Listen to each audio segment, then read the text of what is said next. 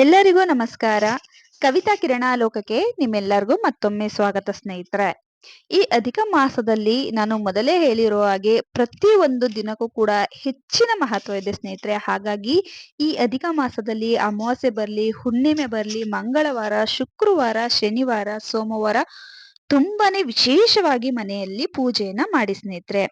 ಅದ್ರಲ್ಲೂ ಕೂಡ ಅಧಿಕ ಮಾಸದಲ್ಲಿ ನಮ್ಗೆ ಏನಾದ್ರೂ ಶ್ರವಣ ನಕ್ಷತ್ರ ಸಿಕ್ಕಿದ್ರೆ ತುಂಬಾನೇ ವಿಶೇಷವಾದ ಫಲಗಳು ನಮ್ಗೆ ದೊರೀತಾ ಬರುತ್ತೆ. ಹಾಗಾಗಿ ಈ ಒಂದು ಅಧಿಕ ಮಾಸದಲ್ಲಿ ನಮ್ಗೆ ಶ್ರವಣ ನಕ್ಷತ್ರ ಲಕ್ಷ್ಮೀ ವಿಷ್ಣು ಪರಮಾತ್ಮನಿಗೆ ತುಂಬಾನೇ ಪ್ರಿಯವಾದ್ದು. ಲಕ್ಷ್ಮೀ ವೆಂಕಟೇಶ್ವರ ಸ್ವಾಮಿಗೆ ಶ್ರವಣ ನಕ್ಷತ್ರ ಅಂದ್ರೆ ತುಂಬಾನೇ ಪ್ರಿಯವಾದದ್ದು. ಹಾಗಾಗಿ ಈ ಶ್ರವಣ ನಕ್ಷತ್ರ ನಮ್ಗೆ ಯಾವಾಗ ಪ್ರಾರಂಭವಾಗುತ್ತೆ, ಯಾವಾಗ ಮುಕ್ತಾಯ ಆಗುತ್ತೆ, ವಿಶೇಷವಾಗಿ ನಮ್ಮೆಲ್ಲರಿಗೂ ಗೊತ್ತಿರೋ ಹಾಗೆ ಅಧಿಕ ಮಾಸ ಅಂದ್ರೆ 33 ಸಂಖ್ಯೆಗೆ ಹೆಚ್ಚಿನ ಮಹತ್ವವಿದೆ ಸ್ನೇಹಿತರೆ. 33 ಸಂಖ್ಯೆಯಲ್ಲಿ ಹೂಗಳನ್ನ ಅರ್ಪಿಸೋದೇ ಆಗಿರ್ಲಿ, ತುಪ್ಪದ ದೀಪಗಳನ್ನ ಹಚ್ಚೋದೇ ಆಗಿರ್ಲಿ, ಅಥವಾ ದಾನವನ್ನ ಮಾಡುವಂತಾಗ್ಲಿ ತುಂಬಾನೇ ಒಳ್ಳೆ ಫಲಾನುಫಲಗಳು ನಮ್ಗೆ ದೊರೀತಾ ಬರುತ್ತೆ. ಹಾಗಾಗಿ ಈ ಅಧಿಕ ಮಾಸದಲ್ಲಿ ನಮ್ಗೆ ಬರುವಂತ ಶ್ರವಣ ನಕ್ಷತ್ರಕ್ಕೆ ತುಂಬಾನೇ ಹೆಚ್ಚಿನ ಮಹತ್ವವಿದೆ. ಪ್ರತಿ ತಿಂಗಳು ಕೂಡ ಶ್ರವಣ ನಕ್ಷತ್ರ ಬರುತ್ತೆ. ಆದ್ರೆ ಈ ಅಧಿಕ ಮಾಸದಲ್ಲಿ ಅಂದ್ರೆ 3 ವರ್ಷಕ್ಕೆ ಬರುವಂತ ಅಧಿಕ ಮಾಸದಲ್ಲಿ ಶ್ರವಣ ನಕ್ಷತ್ರ ಬಂದ್ರೆ ಅದು ಇನ್ನೂ ಹೆಚ್ಚಿನ ಫಲವನ್ನ ನಮ್ಗೆ ತಂದು ಕೊಡುತ್ತೆ ಸ್ನೇಹಿತರೆ. ಹಾಗಾಗಿ ಅಧಿಕ ಮಾಸದಲ್ಲಿ ಬಂದಿರುವಂತ ಶ್ರವಣ ನಕ್ಷತ್ರ ವಿಷ್ಣು ಪರಮಾತ್ಮನಿಗೆ ಅತ್ಯಂತ ಪ್ರಿಯವಾದದ್ದು.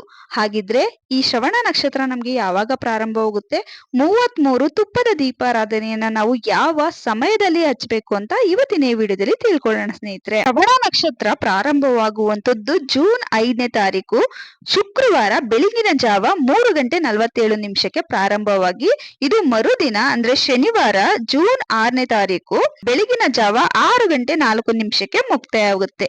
ಶುಕ್ರವಾರ ದಿನ ಶ್ರವಣ ನಕ್ಷತ್ರ ಬಂದ್ರೆ ತುಂಬಾನೇ ಒಳ್ಳೇದು ಸ್ನೇಹಿತರೆ. ಲಕ್ಷ್ಮೀ ನಾರಾಯಣರ ಪೂಜೆಯನ್ನ ಮಾಡುವುದು, ಸತ್ಯನಾರಾಯಣ ಪೂಜೆಯನ್ನ ಮಾಡುವುದು, ಲಕ್ಷ್ಮೀ ಪೂಜೆಯನ್ನ ಮಾಡುವುದು ತುಂಬಾನೇ ಒಳ್ಳೆ ಫಲಾನುಫಲಗಳು ಸಿಗುತ್ತೆ. ಹಾಗಾಗಿ ಶ್ರವಣ ನಕ್ಷತ್ರದಲ್ಲಿ ಅಧಿಕ ಮಾಸದಲ್ಲಿ ಲಕ್ಷ್ಮೀ ನಾರಾಯಣರ ಒಂದು ಪ್ರೀತ್ಯಾರ್ಥವಾಗಿ ಈ 33 ತುಪ್ಪದ ದೀಪವನ್ನ ಹಚ್ಚೋದ್ರಿಂದ ಮನೆಗೆ ಸಂಪತ್ತು, ಶ್ರೇಯಸ್ಸು, ಅಭಿವೃದ್ಧಿ, ಹಾಗೆಯೇ ಮಕ್ಕಳಿಗೆ ವಿದ್ಯೆ, ಬುದ್ಧಿ, ಶ್ರೇಯಸ್ಸು, ಯಶಸ್ಸು ಸಿಗ್ತಾ ಹೋಗುತ್ತೆ. ಮನೆಯಲ್ಲಿ ಸುಖ, ಶಾಂತಿ, ನೆಮ್ಮದಿ, ಅಷ್ಟೈಶ್ವರ್ಯನು ಕೂಡ ಈ ದೀಪದಿಂದ ಸಿಗುತ್ತೆ. ಹಾಗೆಯೇ ಲಕ್ಷ್ಮೀ ನಾರಾಯಣರ ಅನುಗ್ರಹವು ಕೂಡ ಈ 33 ತುಪ್ಪದ ದೀಪಾರಾಧನೆಯನ್ನ ನಾವು ಶ್ರವಣ ನಕ್ಷತ್ರದಲ್ಲಿ ಲಕ್ಷ್ಮೀ ವೆಂಕಟೇಶ್ವರರ ಹೆಸರಿನಲ್ಲಿ ಹಚ್ಚೋದ್ರಿಂದ ನಮ್ಗೆ ಇಷ್ಟೆಲ್ಲಾ ಫಲಗಳು ಸಿಗುತ್ತೆ ಸ್ನೇಹಿತರೆ.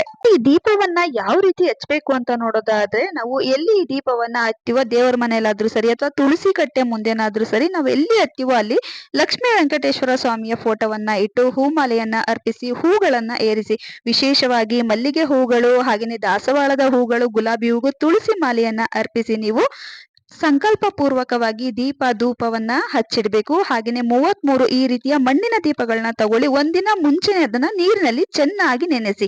ಅವಾಗ ಅದು ಚೆನ್ನಾಗಿ ಮಣ್ಣಿನ ದೀಪ ನೆನೆದಷ್ಟು ದೀಪ ಚೆನ್ನಾಗಿ ಉರಿಯುತ್ತೆ. ಹಾಗೇನೆ ಎಣ್ಣೆನೂ ಕೂಡ ಜಾಸ್ತಿ ಹೀರ್ಕೊಳ್ಳೋದಿಲ್ಲ ಸ್ನೇಹಿತರೆ. ಈ ರೀತಿ 33 ಮಣ್ಣಿನ ದೀಪಗಳನ್ನು ಕೂಡ ಒಂದು ತಟ್ಟೆಯಲ್ಲಿ ಜೋಡಿಸ್ಕೊಳ್ಳಿ.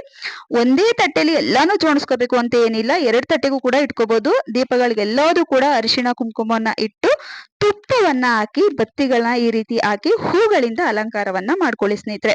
ಒಂದೇ ಒಂದು ಹೂನಾದ್ರೂ ಸರಿ ನೀವು ಇಡ್ಬೇಕಾಗುತ್ತೆ. ಈ ಒಂದು ತುಪ್ಪದ ದೀಪಾರಾಧನೆಯನ್ನ ವಿಶೇಷವಾಗಿ ಬ್ರಾಹ್ಮಿ ಮುಹೂರ್ತದಲ್ಲೇ ಮಾಡ್ಕೋಬೇಕು. ಯಾಕಂದ್ರೆ ಲಕ್ಷ್ಮಿಯನ್ನ ಒಲಿಸಿಕೊಳ್ಳುವುದು ತುಂಬಾನೇ ಮಹತ್ವವಾದ ವಿಚಾರ ಸ್ನೇಹಿತರೆ. ಅದು ಬ್ರಾಹ್ಮಿ ಮುಹೂರ್ತದಲ್ಲಿ ಲಕ್ಷ್ಮಿ ಪೂಜೆ ತುಂಬಾನೇ ವಿಶೇಷ ಅಂತ ಹೇಳ್ತಾರೆ. ಹಾಗಾಗಿ 4:15 5:15 ಒಳಗಡೆ ಈ ಒಂದು ತುಪ್ಪದ ದೀಪಾರಾಧನೆಯನ್ನ ಲಕ್ಷ್ಮೀ ವೆಂಕಟೇಶ್ವರ ಸ್ವಾಮಿಗೆ ಬೆಳಗಿ ಸ್ನೇಹಿತರೆ. ಈ ರೀತಿ ಎಲ್ಲಾರು ಕೂಡ ಊದ್ಗಡ್ಡಿಯಲ್ಲಿ ದೀಪವನ್ನ ಹಚ್ಕೊಳ್ಳಿ. ಈ ದೀಪವನ್ನ ನಾವು ಹಚ್ಚಿ ಇಡೋದಷ್ಟೇ ಅಲ್ಲ, ನಮ್ಮ ಮನೆಯ ದೇವರಿಗೆ, ಕುಲದೇವರಿಗೆ ಲಕ್ಷ್ಮೀ ನಾರಾಯಣರ ಹೆಸರನ್ನ ಹೇಳ್ಕೊಂಡು ನಾವು ಆರತಿಯನ್ನಾಗಿ ಬೆಳಗ್ಬೇಕು. ನಮ್ಮ ಕಷ್ಟಗಳು ಏನಿದೆ, ಹಾಗೆಯೇ ಈ ದೀಪವನ್ನ ನಾವು ಯಾವ ಉದ್ದೇಶಕ್ಕಾಗಿ ಹಚ್ಚುತ್ತಿದ್ದೀವಿ ಅದನ್ನೆಲ್ಲರೂ ಕೂಡ ನಾವು ನೆನೆಸ್ಕೊಂಡು ಈ ದೀಪವನ್ನ ನಾವು ಬೆಳಗ್ಬೇಕಾಗುತ್ತೆ ಸ್ನೇಹಿತರೆ. ಈ ದೀಪವನ್ನ ನಾವು ದೇವರ ಮನೆಯಲ್ಲೇ ಹಚ್ಬೇಕು ಅಂತ ಏನಿಲ್ಲ ಸ್ನೇಹಿತರೆ. ನಿಮ್ಗೆ ಎಲ್ಲಿ ಸ್ಥಳಾವಕಾಶ ಇರುತ್ತೋ ಅಲ್ಲಿ ಹಚ್ಚಿ, ದೇವರ ಮನೆಯಲ್ಲಾದ್ರೂ ಹಚ್ಚಿ, ಅಥವಾ ತುಳಸಿ ಕಟ್ಟೆ ಮುಂದೆನಾದ್ರೂ ಹಚ್ಬೋದು, ಅಥವಾ ಮನೆಯಲ್ಲಿ ನಿಮ್ಗೆ ಯಾವ ಸ್ಥಳದಲ್ಲಿ ನೀವು ದೀಪಾರಾಧನೆಯನ್ನ ಮಾಡೋದಿಕ್ಕೆ ನಿಮ್ಗೆ ಯೋಗ್ಯ ಅಂತ ಅನ್ಸುತ್ತೋ ಆ ಸ್ಥಳದಲ್ಲೆಲ್ಲ ಮಾಡ್ಬೋದು. ಆದ್ರೆ ಯಾವುದೇ ಸ್ಥಳದಲ್ಲಿ ಮಾಡಿ ನೀವು ದೀಪವನ್ನ ಈ ರೀತಿ ಹಚ್ಚಿ ಇಡೋದಷ್ಟೇ ಅಲ್ಲ ಸ್ನೇಹಿತರೆ, ಇದನ್ನ ಈ ರೀತಿಯಾಗಿ ಆರತಿಯನ್ನಾಗಿ ಮಾಡಿ ತುಂಬಾನೇ ಒಳ್ಳೇದಾಗುತ್ತೆ ಸ್ನೇಹಿತರೆ. ನಿಮ್ಮ ಮನೆ ದೇವರು, ಕುಲದೇವರಿಗೆ, ಹಾಗೇನೆ ಲಕ್ಷ್ಮಿ ಲಕ್ಷ್ಮಿ ನಾರಾಯಣರ ಫೋಟೋ ಏನಾರು ಇದ್ರೆ ಇದನ್ನ ಆರತಿಯನ್ನಾಗಿ ಬೆಳಗಿ ಸಾಧ್ಯವಾದಷ್ಟು ವಿಷ್ಣು ಸಹಸ್ರನಾಮ ಹಾಗೇನೆ ವಿಷ್ಣುವಿನ ಅಷ್ಟೋತ್ತರ, ಲಕ್ಷ್ಮೀ ನಾರಾಯಣರ ಅಷ್ಟೋತ್ತರ ಹಾಗೇನೆ ಲಲಿತ ಸಹಸ್ರನಾಮಗಳನ್ನ ಈ ದಿನ ಹೇಳ್ಕೊಂಡು ಪೂಜೆಯನ್ನ ಮಾಡುವಂಥದ್ದು. ಅಥವಾ ನಿಮ್ಗೆ ಹೇಳೋದಿಕ್ಕೆ ಬರೋದಿಲ್ಲ ಅಂದ್ರೆ ಮೊಬೈಲ್ ಅಲ್ಲಾದ್ರೂ ಸರಿ ಸ್ನೇಹಿತರೆ, ಇದನ್ನ ಕೇಳಿ ನೀವು ಪೂಜೆಯನ್ನ ಮಾಡೋದ್ರಿಂದ ಈ ಪೂಜೆಯ ಫಲ ಇನ್ನೂ ಹೆಚ್ಚಿನ ಮಟ್ಟಿಗೆ ನಿಮ್ಗೆ ದೊರೀತಾ ಹೋಗುತ್ತೆ. ಈ ರೀತಿ ಬೆಳಿಗ್ಗೆ ನೀವು ಫೋಟೋ ಮುಂದೆನೆ ಇಡಿ ಅಥವಾ ಸ್ವಲ್ಪ ಫೋಟೋದಿಂದ ದೂರನೇ ಇಡಿ ಸ್ನೇಹಿತರೆ. ಯಾಕಂದ್ರೆ 33 ದೀಪವನ್ನ ನಾವು ಒಟ್ಟಿಗೆ ಹಚ್ಚೋದ್ರಿಂದ ಅದ್ರ ಶಾಖ ದೇವರ ಫೋಟೋ ಗ್ಲಾಸ್ಗೆ ತಗಲುತ್ತೆ. ಹಾಗಾಗಿ ಆದಷ್ಟು ದೂರನೇ ಇರಿಸಿ. ಈ ರೀತಿ ಬೆಳಿಗ್ಗೆ ಮತ್ತು ಸಾಯಂಕಾಲ ಬ್ರಾಹ್ಮಿ ಮುಹೂರ್ತ ಹಾಗೇನೆ ಗೋಧೂಳಿ ಮುಹೂರ್ತದಲ್ಲಿ ಮಾಡ್ಕೊಳ್ಳಿ, ತುಂಬಾನೇ ಒಳ್ಳೇದಾಗುತ್ತೆ ಸ್ನೇಹಿತರೆ. ಈ ಒಂದು 3 ವರ್ಷಕ್ಕೆ ಬಂದಿರುವಂತಹ ಅಧಿಕ ಮಾಸದಲ್ಲಿ ಶುಕ್ರವಾರ ದಿನ ಶ್ರವಣ ನಕ್ಷತ್ರ ಬಂದಿರುವುದು ತುಂಬಾನೇ ವಿಶೇಷ. ವಿಷ್ಣು ಪರಮಾತ್ಮನ ನಕ್ಷತ್ರವಾದಂತ ಶ್ರವಣ ನಕ್ಷತ್ರದಲ್ಲಿ 33 ದೀಪಾರಾಧನೆಯನ್ನ ಯಾರೆಲ್ಲ ಮಾಡಿಲ್ಲ ತಪ್ಪಲೆ ಹಚ್ಚಿ ಸ್ನೇಹಿತರೆ. ನಾನು ಹುಣ್ಣಿಮೆ ದಿನ ಹಚ್ಬೋದು ಅಥವಾ ಮಂಗಳವಾರ, ಶುಕ್ರವಾರ, ಶನಿವಾರ ಹಚ್ಬೋದು ಈ ದೀಪಾರಾಧನೆ ಅಂತ ಹೇಳಿದೀನಿ. ಶ್ರವಣ ನಕ್ಷತ್ರ ನಾಳೆ ಬಂದಿರೋದ್ರಿಂದ ಯಾರೆಲ್ಲ ಇನ್ನು ಒಂದು ದಿನನೂ ಕೂಡ ಈ ದೀಪ ಹಚ್ಚಿಲ್ಲ ಅನ್ನೋರು ಮಿಸ್ ಮಾಡ್ದಲೆ ಹಚ್ಚಿ. ಲಕ್ಷ್ಮೀ ನಾರಾಯಣರ ಅನುಗ್ರಹ ಪ್ರತಿಯೊಬ್ಬರಿಗೂ ಕೂಡ ಸಿಗುತ್ತೆ ಸ್ನೇಹಿತರೆ.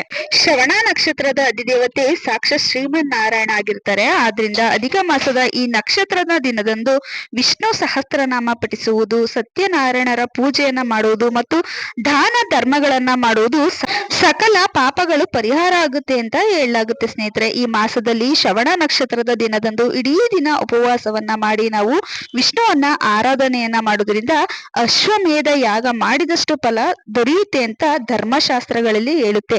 ಹಾಗಾಗಿ ತುಂಬಾ ಅಪರೂಪವಾಗಿ ಬಂದಿರುವಂತಹ ಅಧಿಕ ಮಾಸದ ಶ್ರವಣ ನಕ್ಷತ್ರದಲ್ಲಿ ಲಕ್ಷ್ಮೀ ವೆಂಕಟೇಶ್ವರ ಸ್ವಾಮಿಯ ಪ್ರೀತ್ಯರ್ಥವಾಗಿ 33 ತುಪ್ಪದ ದೀಪಾರಾಧನೆಯನ್ನ ಪ್ರತಿಯೊಬ್ರು ಮಾಡಿ ಸ್ನೇಹಿತರೆ. ಎಲ್ಲಾ ದೋಷಗಳು, ಎಲ್ಲಾ ಕಷ್ಟಗಳು ನಮ್ಗೆ ದೂರ ಆಗುತ್ತೆ.